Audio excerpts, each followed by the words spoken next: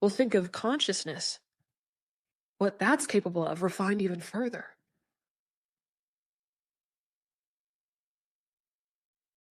As we evolve in consciousness, we see that our ability to detach ourselves from this individual experience increases. It becomes easier for us. Neuroplasticity is the ability of the mind to, rewire and change its connections. Well, in order to do that, we also have to be able to detach from these old connections. In a state of deep samadhi, deep meditation, naturally the brain is rewiring itself, because every time you come out of it, you can feel a difference. Suddenly you're less reactive. Your perception changes. You're more loving, or you just see and feel something different, a different quality of life that wasn't there before. It's like a part of you has detached from one experience of life and has instead moved into a new experience that wasn't there before, that is qualitatively very different.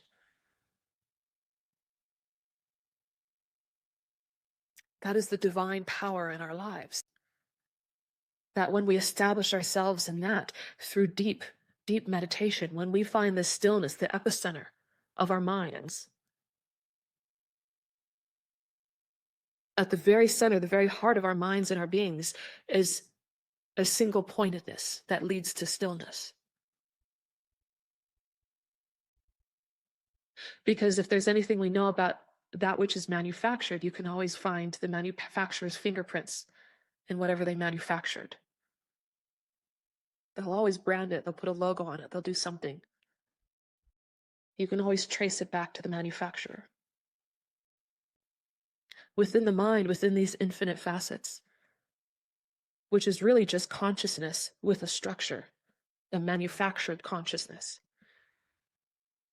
Well, if you go deeper into the recesses, if you go deeper, right, it's like the ocean, right, the very surface level of the ocean, very turbulent, full of lots of waves, right? If you're only here at the surface level, life seems very turbulent. It seems like there's a lot happening.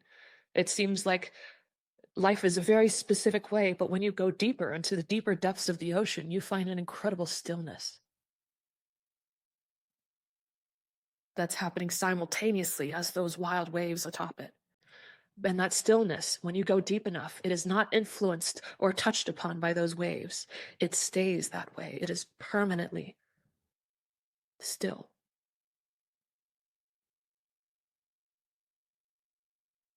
There is a part of consciousness that is always there within yourself,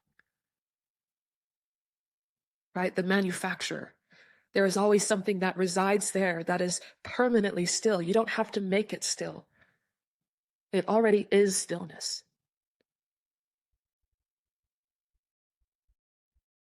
And when we're sincere and we're looking for that, when that's what we want, right? When we align ourselves with the highest ideal, we divert ourselves, we try our best to follow the Dharma.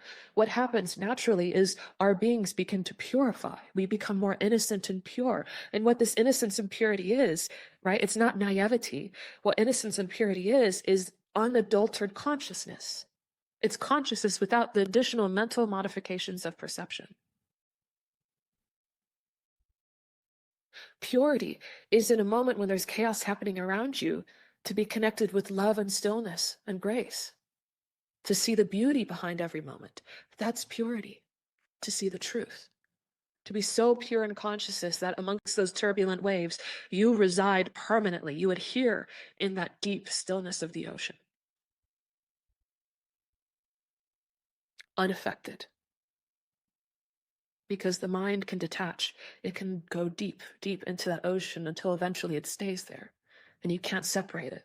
And that's enlightenment. Complete permanent suffusion with that light, that ocean of light. In that permanent stillness, and you remain unaffected by anything else. And it's not something you have to force. It's not even something you have to discipline or make happen. You don't have to detach yourself. It's just something that you are now. It controls you. You're just unaffected.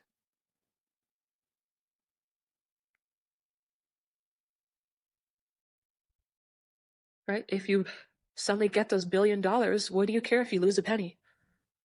You probably wouldn't even notice.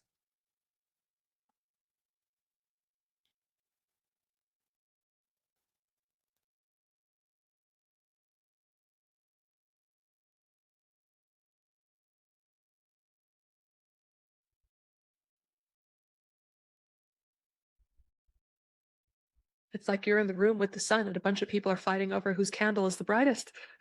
You don't even notice. It's just so insignificant that it doesn't even matter to you. And those who don't understand can call you ignorant, or they can call you naive, or they can insist that you're maybe immature, you're not taking life seriously, you don't get it. When in reality, you probably get it more than anybody else. You're just unbothered because you live in that perfection.